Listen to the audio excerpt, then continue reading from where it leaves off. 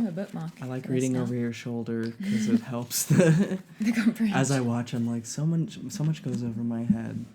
This bimbo.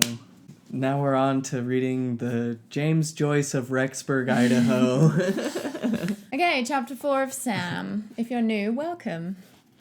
I played it lightly enough for Elizabeth, but we should probably do a recap of the last chapter. Okay, yeah, that would help me. Okay, so recap of what happened in the last chapter. I gotta stop smoking before these. Recap of the last chapter. Sam was trying to get this girl, Elizabeth, Miss Peach Blossom, to marry him, even though he wasn't in love with her, and she essentially saw through it. He tried to win her over while her missionary was gone, bought her a banjo, which was a bit much. She returned the banjo, which I think was the wrong move. Then there was the dream dinner date, or the nightmare dinner date. Isn't this the one yeah, where she introduced her to his son, and then he locked his son in the car. And also happened to be his introduction to his own son. So basically, I think we now find Sam single again. Mm-hmm. And ready to mingle. Ready to munch and mingle. So I'm so glad that... I bet Jack is honoring the rule of threes, right? Yeah, because... Certainly now we're going to meet... Remember I said that with the last one? I was like, no, it will be the one after this girl that he gets with. Yeah. But then I started to think, maybe I'll just do two. Maybe he'll pull a Jack on us. Jack attack. Go. I played it lightly enough for Elizabeth, but as the days passed, I gradually came to the realization that I was trapped and might never escape. I was a single adult. Uh-oh, the worst thing you can be. I bet he's like in 26 years old. Like, how old is Sam? Do we know? He's something got to be like that. 24 probably. Didn't he only get off his mission like a year ago when he met Chuck? I love when he breaks the fourth wall. So he said, I was a single adult. You remember them, don't you? It's like he's talking to us. They are the ones who sit in the small pews along the sides of the chapel, the ones who leave quickly after sacrament meeting talks about the blessings of marriage and the family. If I had a choice, I'd choose to remain forever a young married when Charlie and I were poor students. A young married. Married as a noun, I love it. Eating a ton of pinto beans and week-old bread, going out together on her Avon route. Lots of things I don't like about that sentence. I forgot. You were poor students and you were in an MLM. How did that work out for you? We need a side story about how Avon went. Enough to buy banjos for people he doesn't even like. Yeah. Must be doing pretty well. Well, yeah. Or if I couldn't have that, I'd like to be a sophomore at BYU forever, a young adult just off my mission, the man of the hour, optimistic and positive in my blue blazer, the choice of girls for Sunday afternoon supper invitations, the bright goal-setting eligible man on campus. Is this Jack? Is this Jack? We're getting a little bit... I bet as a Mormon man who's like fully in the track of Endure to the End, I bet you'd miss those days. A current faculty member at BYU. Mm-hmm. Watching everyone else Provo, have what you once had. Idaho. That year, everything seemed possible. Now nothing seems possible. And I don't have a choice. We've gone into present tense, which I think is a new choice. Zach, I think it's because Jack is actually... postmodern literature, so the unreliable narration is actually he's playing with our consciousness here. He was inspired by Joyce. He was. Tell me I'm wrong. The church calls those over 26 and single special interests. But my interests didn't used to be that special from anyone else's. Kate, they do make you feel pretty grim Special about being interests. over 25 and unmarried. I went to one of those things after graduation, and it was grim. It was grim. The church is really set up for married people. Yeah. And God, now that I'm out, I'm like, thank God. I was always freaking out in relationships. It's like, I gotta marry this person and be with them for eternity. This is nuts. I've only known them for 4 months. I was interested in keeping my wife alive and healthy. I was interested that she not slip away from me, leaving me all alone with our precious little boy. Is he that precious to you? It seems like you then left him alone in the car, and he's a baby. Ugh. Nobody deliberately chooses to become a special interest. 26 and old. A baby! What 16-year-old girl would say that when she grows up, she hopes she'll never get married and will work her whole life as a ploddingly faithful secretary in an office? Sorry, if she chooses not to get married, why is her only option being a secretary? Heaven forbid she have a career. I just think it's because Jack was from Mormonism in the 80s. Yeah. The one career that a woman can have like women were air having hostess. Yeah. Hooters waitress. With only an 1/8-inch layer of walnut on the walls, trudging home each night to an empty apartment and her African violets. Okay, well, what you don't know is the girl with African violets in her, like, one-bed apartment is now, like, a huge trend on TikTok. She's that girl. Ahead of his time. But what a depressing picture. Like, you can't be... I mean, I'm 29 and single. Well, not single, but not married. I love my life. Yeah, thank God. But it has to be trudging. If she's a single woman, it's trudging. Yeah. Or that she wants to get married, have 2 children in quick succession, and suddenly find herself divorced, and all the while go to meetings to hear that marriage should last forever. What? Are we just like running through potential things a 16-year-old girl think might happen in her life? Jack is really trying to get in the head.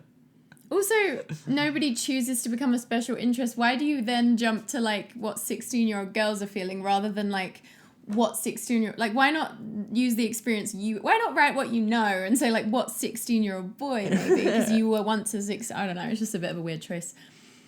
Or that she will get married and that her husband and she will scrimp and save all their lives to raise children, send them on missions and through college, always with a dream that someday they'll travel, and then 2 months after retirement, he'll catch a virus and never recover. Quite the hypothetical. Yeah, just kind of a random list of things that could like be aberrations from sort of the Mormon dream. So I'm like, where are we going with this? Because that's ways that people become special interests, right? That's someone who's choosing it. Nobody chooses. Also, it's like maybe travel before the kids, because like, yeah, when you get older, there's a higher chance you're going to die. It is worth doing the things you want to do while you're young if you can. Nobody chooses to become a special interest. It's just something that happens. Nobody chooses. Nobody just is like, I'm a career woman. I'm not super interested in marriage. What were you going to say? Sorry, I just had this... I remember this thing that's only tangentially related to this, but a little insight into my life. Welcome to another episode of Tangentially Related. My single widow grandmother, is set to be married soon to a man she's been dating for a month. Congrats. His name is Jeep. And is she's he like... a son of Dr Weyland? I must be. But she hopped on like the family FaceTime last night and was like... He's taking me traveling all over the world. I never thought I would travel, and I get to go to... Are they ODS? Yeah, they're Mormon, but it's like, you know how you should travel while you can, but every once in a while, a special interest grandmother of mine gets to travel late in life with her own Jeep.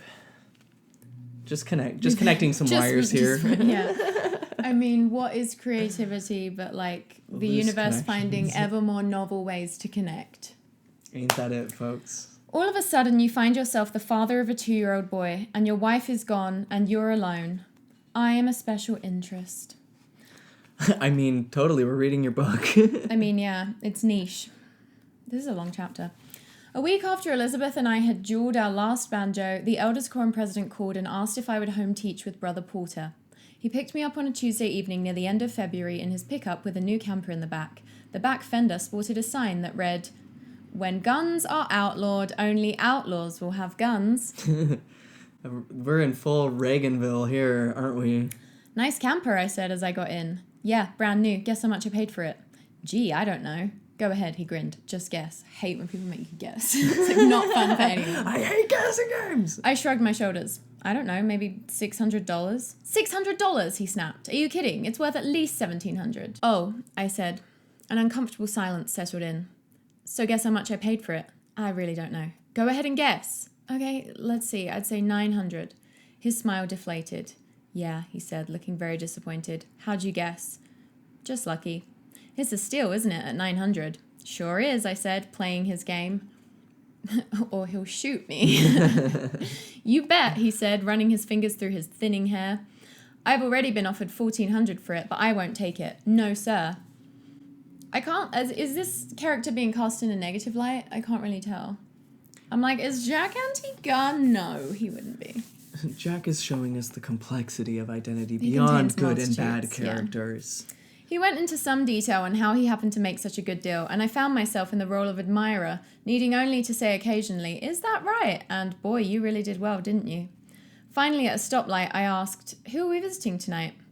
Oh, don't worry, we've got a good home teaching beat. All active people, very few problems. They all go to church and none of them smoke or drink. Usually, because otherwise we'd have to try and change them. Just fellow adults. Usually I can wrap the whole thing up in a night. The whole thing up in a night. Say, you ever been to the Uinters? The first stop was a grey 4-storey apartment house built in the 40s. We knocked on 312. The door was answered by a round-faced girl in her late 20s. Ding, ding, An old ding. widow. A maid. Old maid. A special interest. Old maid alert. Her name was Shirley Benson, and she worked as a seamstress in a lingerie factory. How dare she? Does she have a temple recommend? I thought you said there were no problems with this home teachees. Ugh. She invited us in, and Brother Porter introduced us. Maybe it's modest lingerie. I shouldn't judge. Modest negligee. She smiled. I hope you like dessert, because I treat my home teachers every time they come. Isn't that right, Brother Porter? All right. You bet. I'll never forget that coconut cream pie last month. Last time he converted a total intellectual. This time he's going to convert a total slut. A baking slut. She asked if I was married, and I explained my situation, something I had learned to do quickly in matter-of-fact tones. I cried only at night now. That's good. We had cake and ice cream. Sam, have a little more. Oh, no thanks. It was delicious, though. Oh, go ahead, she encouraged. It's not fattening. Brother Porter had more. A minute later, Brother Porter took one last drink of water, sat back in his chair, sucked air between his front teeth to remove any food particles there, and started his lesson. I have this little book with some real nice stories, and I was reading one just before we came over. It's about these 2 frogs. It seems they both got trapped in a farmer's milk bucket. Well, they tried, but they just couldn't get out. After a while, one of the frogs got discouraged and just gave up, and he drowned. But the second frog, he wouldn't give up and just kept swimming. And you know what? After a while, all that swimming churned the cream into butter, and that old frog just walked out of the bucket. These are adults who have congregated together as adults to read a children's book. But again, here we are. A woman and 2 men teaching her. That's a great lesson to all of us, isn't it? No matter how bad things get, we just have to keep swimming and never give up. That's so true, isn't it? Shirley said, picking up the plates. This is so necessary. We do have to keep swimming, don't we? Thanks. That was a great lesson. It's like, yeah, she couldn't have got that anywhere else. Can we just talk about how awkward home teaching is? Like, everybody hates it. Everybody hates it. It's just like part of the sort of surveillance-y culture of Mormonism, isn't it? Like, Absolutely. Everyone keeps everyone in line. Yeah. Oh. Everybody hates it. The lessons are the easy part, Brother Porter grinned. I'll keep the lessons coming if you keep the treats coming. We had a prayer and left. Well, that didn't take too long, did it? Brother Porter observed as we got back in his pickup. Oh my God. Wait. Oh God. Is she trying to do anything about her weight problem? I asked. Where is this going? I don't know. She probably likes being fat. Besides, it's none of our business. That's damn right it's none of your business. Whoa. Shut the fuck up. Whoa. I wonder if he's trying to do anything with his personality problem. Maybe look into that. It also seems like we're about to just move right on from that. So I'm like, what's the takeaway from that? Is it just that, like, the reason this girl is 29 and single is because she's fat and doesn't want to do anything about her weight problem? Is that what the implication is of that story? Why is it in there? Yeah, of course it is. Our second visit was with Joan Anderson. See, we've just moved on. And I imagine we're not going to revisit that. Maybe we'll revisit her, but it just feels...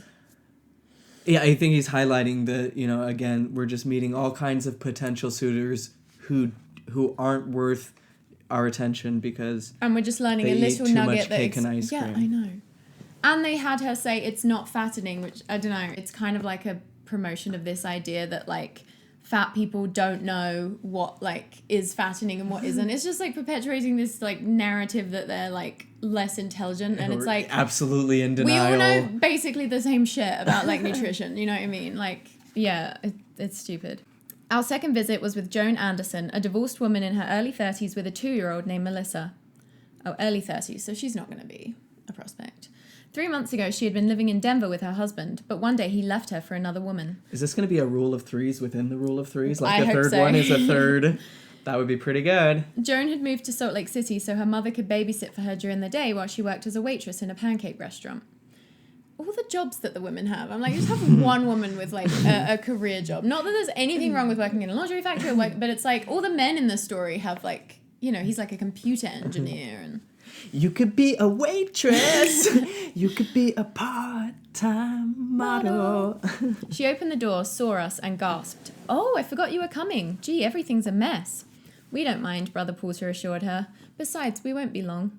She let us in. She was right about the mess. She'd been sorting clothes before going to her mother's to do the laundry, and she had a pile of whites and a pile of colours on the living room floor. Toys were strewn around the clothes. Wow, what a mess! Laundry and toys. Brother Porter introduced me to Joan and her daughter Melissa. Soon after sitting down on the worn couch, I discovered I'd sat on an old piece of toast with peanut butter on it. Wow, a wreck. Just a string of wrecks. Her dirty laundry. This is an impactful metaphor. I swear to God, if this ends with Sam being like, Brother Porter, all of those women have major problems. The weight, the toast. A little light talk about the weather, and then we went on to the lesson. He's repeating the frog lesson. Like his house would be any better if his mother weren't in full I know. I'm like, all you do is child. trains. you don't even look after your child. You're not cleaning. I have this lesson about these two frogs. You see, these two frogs got trapped in a bucket of cream. Melissa appeared from the bathroom with no clothes on. They've been telling this story. They never stop telling this story. I've never heard it. The Never? one. Oh, God. I have some logistical questions about it, but okay. It's not for here and now. Melissa, you get your clothes on, her mother warned. No, Melissa insisted in her best terrible 2-year-old voice. Excuse me, Joan said, heading for her daughter. The TV was still on. As she left the room, we automatically turned our attention to the program. It was an adult love story, siphoned from the flow of real sewers. Oh, an alliteration. So judgy! It's just like, is your job just to go around and judge all these people? That has been his consistent personality trait the whole time we've known him. I can't believe they show that on TV. Can you? Brother Porter asked as we watched. No, I can't, I agreed. We heard Joan slam a door, lock it, and then she returned. Where are the good parents in this book? Sometimes I have to lock her in her room. She's 2! She's 2! She said, looking very tired. Excuse me for the interruption. Go ahead with your lesson. Well, there were these 2 frogs, you see, and it turns out they got caught in this bucket of cream. Let me out! I'm sorry, Joan said, distracted by her daughter's yelling and banging on the door. But what were you saying about a frog? There were these 2 frogs. I want out! And they got trapped. Let me out! In a bucket of cream. Mummy! Excuse me, Joan said, marching back to the bedroom. Again, we turned our attention to the TV, rationalizing that we wanted to find out how rotten things have become. One scene was particularly bad, especially for me, because I didn't have a wife to go home to. Wow, Got a bit too sexy. Sam is getting horny. Just the idea that, like, if you just aren't lucky enough to have a wife, then you're not allowed to be a sexually fulfilled human. Insane. I'd probably be up late working on a model plane again. Oh, so the model planes are to avoid the porn. Yeah, absolutely. Then it proceeded from bad to rotten. I wonder if she'd mind if we turned it off, I finally said. What? Brother Porter asked. I shouldn't be watching that, I said. No, it's terrible, isn't it? I wonder who watches that stuff. I'm going to turn it off now, I warned. Right now? He asked. I turned it off. Terrible, he said. He kind of wanted to keep watching. Oh, yeah. Oh. But maybe it's sick. easier for the other... Wait, but the other guy's single too, right? Because they're both... Or maybe not, actually. I think they might have just got paired up. And he might have a wife. It's a wonder they get away with showing that. You know, people could avoid the mistakes that couple was making if they just get themselves a good hobby, like fishing or hunting. Or model planes, I agreed. Okay, there it is. He does the model plane. But it's only been 5... He only started the model planes once Charlie died 5 weeks ago. I don't know a ton about, like, you know, the grief of losing a spouse. I can't imagine you'd be super horny in, like, the 5 weeks following. Maybe you would. Or extremely horny. Yeah, nothing wrong if you are, but... Yeah. You ever notice on TV, they never have a... Also, whatever happened to, like, retiring to bed early? He's just up all night. Well, yeah. You pick and choose. The urges. You ever notice... Maybe it's also a strategy for winning a mate. Once somebody sees his model planes, they're going to be just absolutely enamored. Yeah. You ever notice on TV, they never have a guy involved with another woman if he's a trout fisherman? What? What? What does that mean? If there's a the anti-fisherman every time liberal there's a media. fisherman on TV, he's never involved with a woman.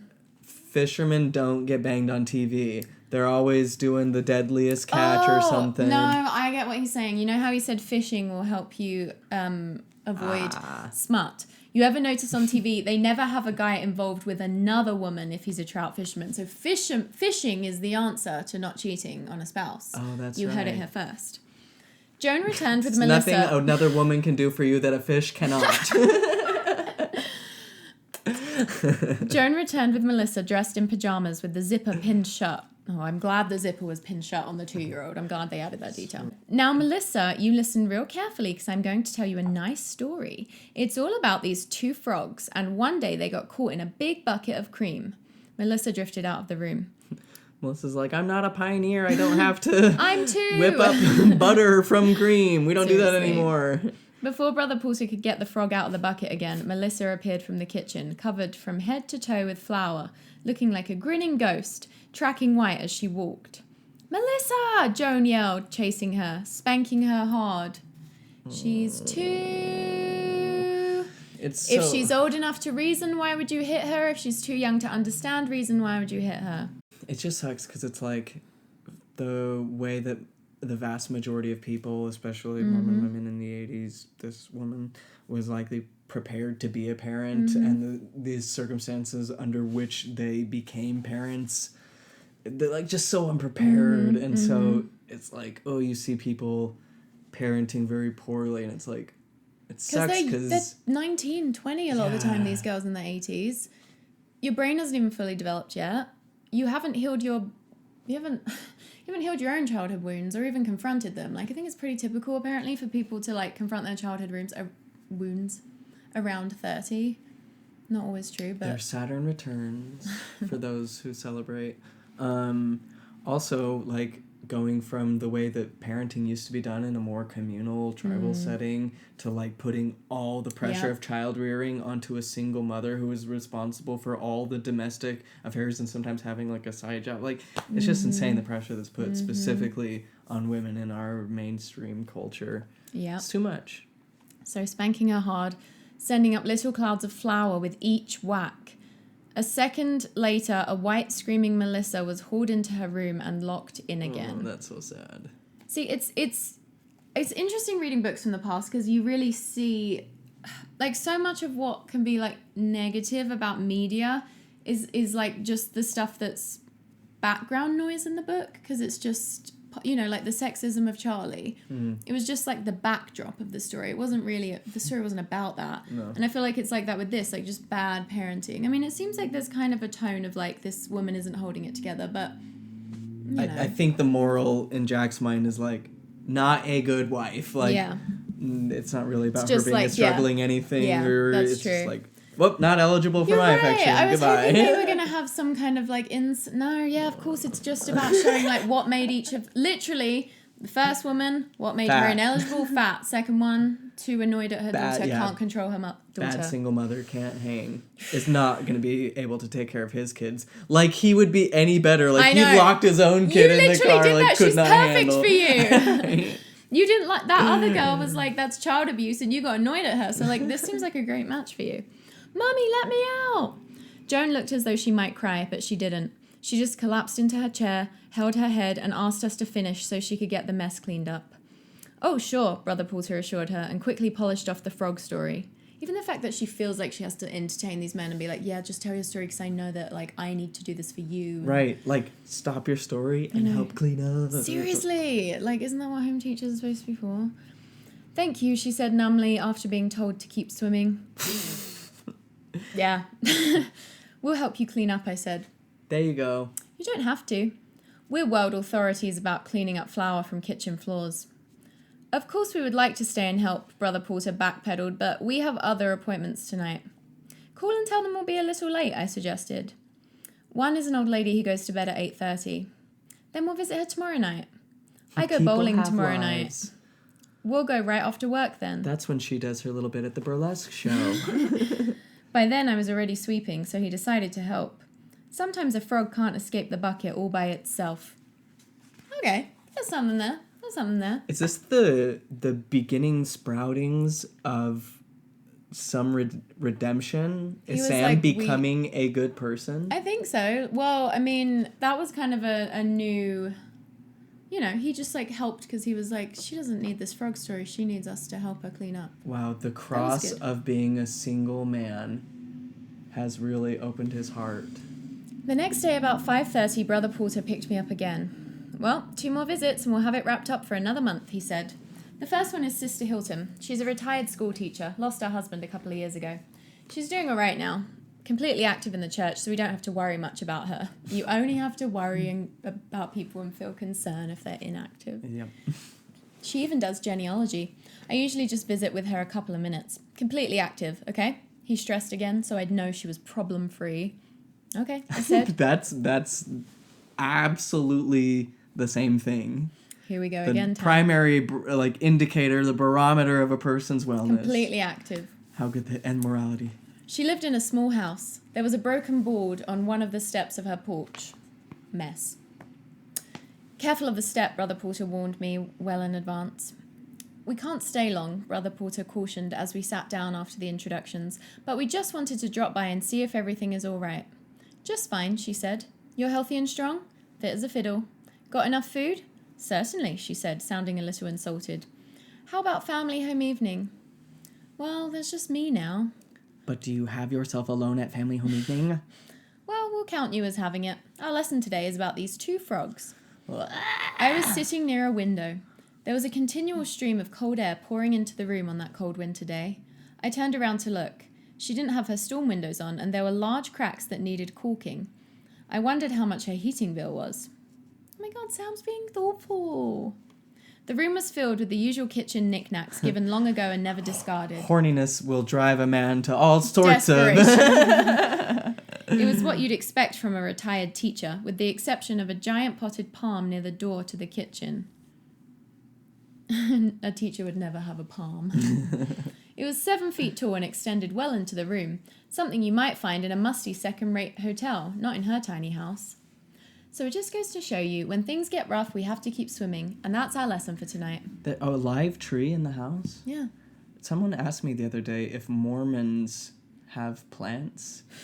And I was like thinking about it, and I was like, I can't think of a single Mormon household I'd ever been in that had plants. There was like fake ones sometimes, but never real ones. I do think there's something to the more your religion disconnects you from like our true nature as animals on this planet who are a part of the earth, not separate from it, the less like called you feel to have nature in your home. Mm-hmm. It's a theory. I think the rising generation will change that, but yeah, I think so too. Thank you, it was nice. Will you stay for a piece of cake? Gosh, we'd like to, but we have an appointment in a few minutes. Sister Hilton, I said, that's an interesting potted palm. Oh, that, I hate it, don't you? Well, it's a little large for the room. Would you like to hear how I got it? Brother Porter checked his watch. Some other time, okay? We really do need to run now. It's not a long story, she said. I'd like to hear it, I assured her. My husband and I taught school. Simp. My husband and I taught school for 40 years. Even after he died, I stayed in the same school. Then it came time for me to retire. During the last school assembly, a student was giving a talk and mentioned I was retiring.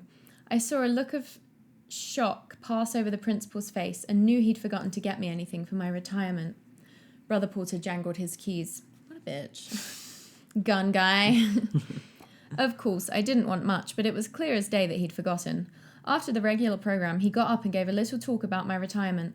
While he talked, his eyes fell on the large potted palm they kept on the stage. He walked over to it, picked it up, called me from the audience, and presented it to me. Damn, just do something later. Give her a check. She stood by the palm. It was much taller than she was and seemed almost to engulf her. And that's the story of my palm tree. Her voice had a bitter edge to it. I hate it, you know. Why? I asked. 40 years teaching, and that's what I have to show for it. Well, Brother Porter cheerily announced. That's why Mormons don't have houseplants.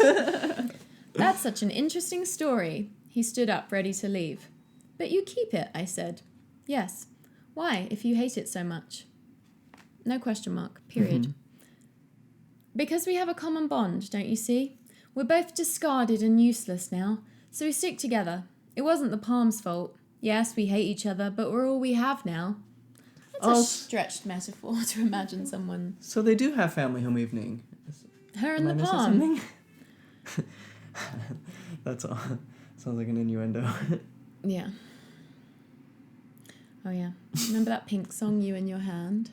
Brother Porter had his jacket on and his hand on the door. What do you do with your time now, I asked. Not much. I do genealogy for my ancestors. I think they appreciate it. I'm sure they do, although they aren't much for conversation. Brother Porter left. What is that guy's deal? Sister Hilton, I'd better go. One thing, though, I noticed it's cold around that window. Do you have storm windows? I guess so. My husband always took care of that. I haven't felt like going down in his workroom in the basement and looking around, to see his tools just the way he left them. Let me come over Saturday morning and put the storm windows on for you, all right? She looked at me strangely. Do you really mean it? Of course I do. I'd appreciate that very much. I hurried to the pickup and Brother Porter headed quickly for our last stop. Paul Wilson lived in his aunt's 2-story house and looked after it while she was in Arizona for the winter. He was a physics student at the University of Utah. Sorry, I have to blow out this candle. It's like making me feel sick how strong the smell is. A young physics student. A potential mentee of the great Dr. Jack Weyland. Jackathy. When he opened the door, he was carrying a large metal serving spoon in one hand. Meth. He's doing meth. He was tall and skinny, wore thick glasses, and had an absent stare about him, as if never completely sure where he was. Yes? He asked at the door. Don't you remember me? Brother Porter asked. We're your home teachers. Oh, Paul said, letting us in. Even as we sat down, he continued to look at his reflection in the spoon, first from one side and then the other. Well, Paul, how's it going? Brother Porter asked. Paul looked up at us with a blank stare. Brother Porter glanced over at me and shrugged his shoulders. Say, that's a big spoon you got there. About to have a big dish of ice cream? Brother Porter chuckled at his little joke. Yeah. No. I see. Just looking at the spoon, huh? When I look at it this way, my image is right side up. When I turn the spoon over, my image is upside down. Want to see? There is no spoon. Physics students. He handed us the spoon and we both tried it. Say, that's right, Brother Porter exclaimed. In one case, Paul continued, the image is virtual and erect, while in the other case, it's real and inverted. Amazing. Really easy to see how this type of person could be swindled by a multi-level marketing scheme. Absolutely. Or a whole-ass religion. Heck of a deal, Brother Porter said, checking his watch. Well, I guess we better go to the lesson. I think you'll really enjoy this. You see, there were these 2 frogs. 3 minutes later, we stood up to leave. It's so stupid. It's just call them and tell them the frog story. It just feels like insane to go over just to tell such a weak story. If there's anything we can do, don't hesitate to call us, Brother Porter said, shaking Paul's hand. Paul was confused. What? You know, if you have problems, we can help, Brother Porter said, putting on his coat. You need to take care of somebody, me and Brother Giuseppe, we take care of it, okay? I have problems, Paul said simply. That caught Brother Porter off guard, and he quickly backpedaled. Well, of course everyone's got problems. I wasn't going to let Brother Porter just ignore Paul and his problems. If Paul needed our help, then we would help. I love how this is a little home teaching little plug thing for Jack. Paul, I asked sympathetically. A rare moment of sympathy. What is this chapter? Would you care to talk about your problems? Brother Porter checked his watch again. I don't know if we have time to go into Paul's problems right now. Paul, how about next month when we come? We're his home teachers. Why do you make these visits anyway? That caught Brother Porter by surprise. He glared at me. Go ahead, Paul. Tell us about your problems, I said, my voice dripping with compassion. He's like, yeah, I really want to open up to you guys now. You seem really totally qualified to listen to me. This is great. Paul put his big spoon down and looked at me. I'm not sure you'd be interested in my problems. Of course we're interested, I said, glancing at Brother Porter. And we'll help you, even if we have to stay till midnight. Brother Porter looked at his watch and mumbled something. Now go ahead, I continued. Sit down, if that will make you more comfortable. Tell us about your problems. Okay, also say... It's very belligerent. Okay, so it's great. They should like if they're gonna go be someone's assigned friend, like some Like, genuine at care. least, At least try to feign it. Tell us, Paul. Be sincere. Try to back it up with sincerity. But also, like, you can be a considerate person and be like, okay, yeah, if this guy has plans, I don't have to do it just to prove that I'm so righteous and fulfilling, magnifying my calling. And it just seems like a way for Sam to elevate himself above Brother Porter, which I feel like has been happening the whole time. It's very interesting to see, and I doubt this was intentional, this is just Jack attack, but how in every case where Sam isn't have this ulterior motive of like tricking them into loving him or of proving how good he is at church, like when he's just interacting with people, he's the biggest dick, but when it's an assigned friend, that's when he's most like, I have to be such a good person. Yeah, this is the first time we've encountered this version of Sam. Because every other casual version, he's just a total asshole. But it's because he always needs to have some kind of outcome that benefits him, and he wants to be a good home teacher because spiritual brownie points, blah, blah, blah. Paul sat down and looked at me with a curious expression. Okay, if you're sure you're interested. Trust us, Paul. Paul looked down at the floor and began. I'm supposed to derive, with the help of the method of saddle point integration, a formula for the partition function of an ideal gas composed of integral spin Bose particles. We both stared at Paul with our mouths wide open. There was a moment of silence. Guys. Keep up. Also, I love that that's Jack's physics degree coming through. That's so cute. I didn't think you'd be interested in my problems, Paul said. Whether they're chemical equations or turbo levers. Oh, that kind of problem. I thought it might be another kind of problem. Paul, is there any other kind of problem in your life you'd like to talk about? No, not in life. Good man, Brother Porter exclaimed, slapping Paul on the back. Well, just remember the story.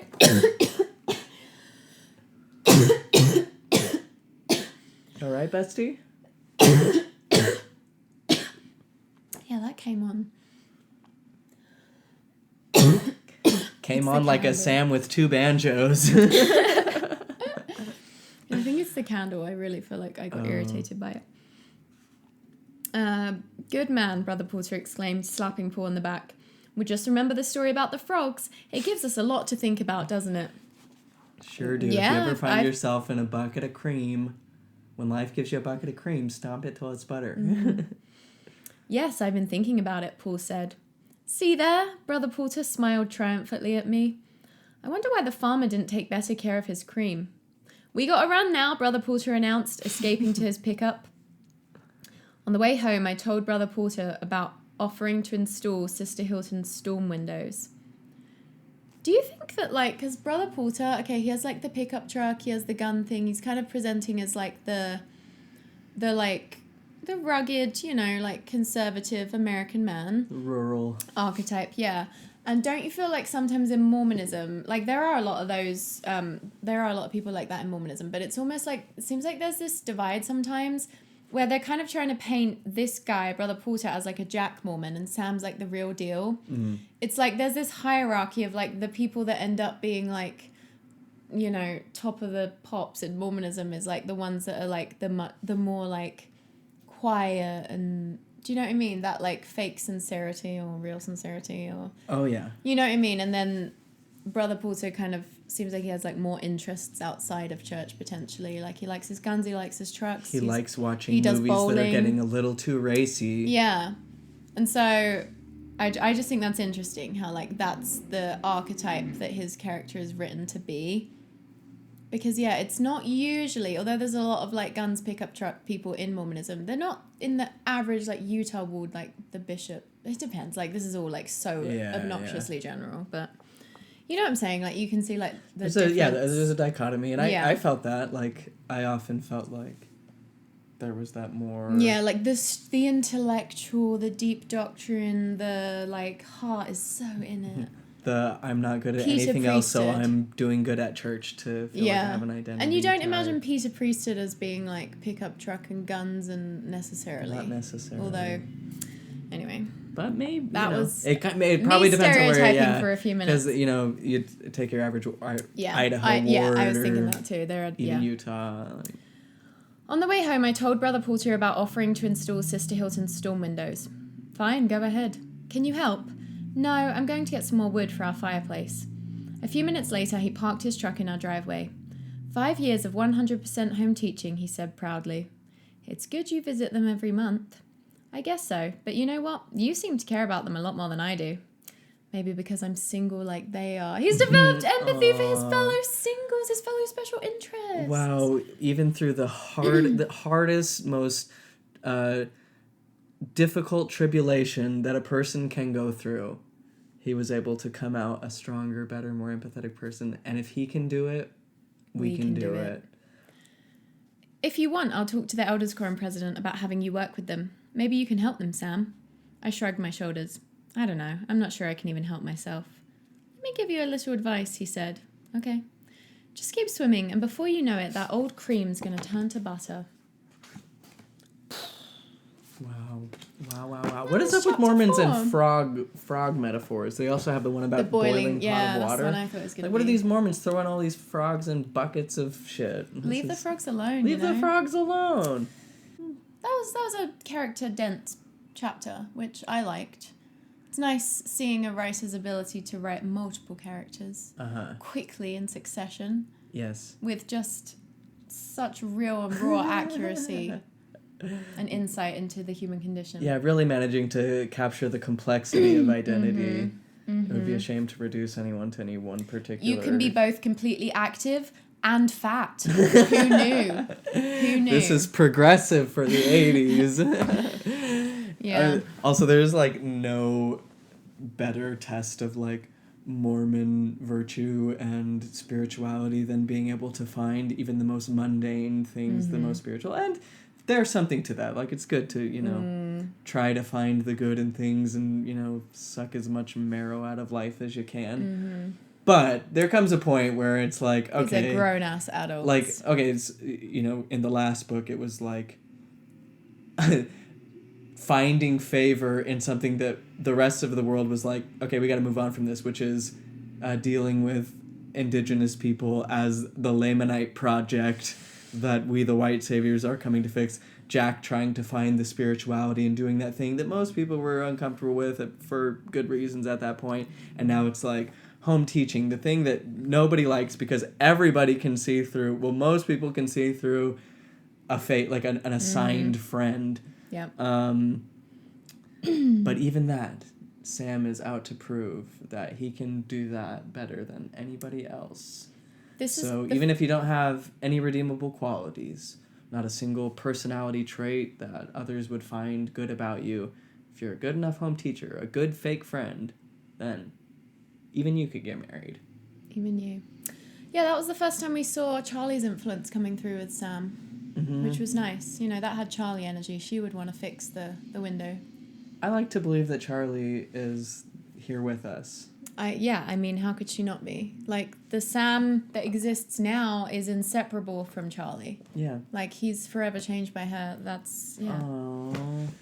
It is hard having the only good character from the last book gone. It is. I miss her. Can we have Charlie as a ghost come back for a couple of chapters? Yeah, that would be nice. Well, if Jack keeps up these postmodern narratives and perspective shifts, who knows? We could have, yeah. Why has there not been any flashbacks? That would have been a fun structure. That would have been fun. Maybe we'll get one. Thanks for watching. I need to go eat something before we do our live stream in like 45 minutes because I'm starving and I didn't eat lunch. Boy. Thanks for supporting us on Patreon. Can't wait to read your insights from the book. And just remember, when life throws you in a bucket of cream, just keep swimming. In step with the lesson we get from Jack, which is, you know, trying to extract whatever you can. Tell us, what was the great lesson that you learned from Sam today? I know that you all caught this at the perfect time in a way that touched you particularly. God put this in your path to really say something to you. What was it? We want to hear it. Can I just say, I know we're like at the end now and we're wrapping, but it's like really bothering me reflecting on how the 29-year-old, the first girl, the one that they said was fat, gave them like this, always made delicious desserts and was like, it's not fattening. Like, I just hate how they wrote that. It's just like so fatphobic. I hate it.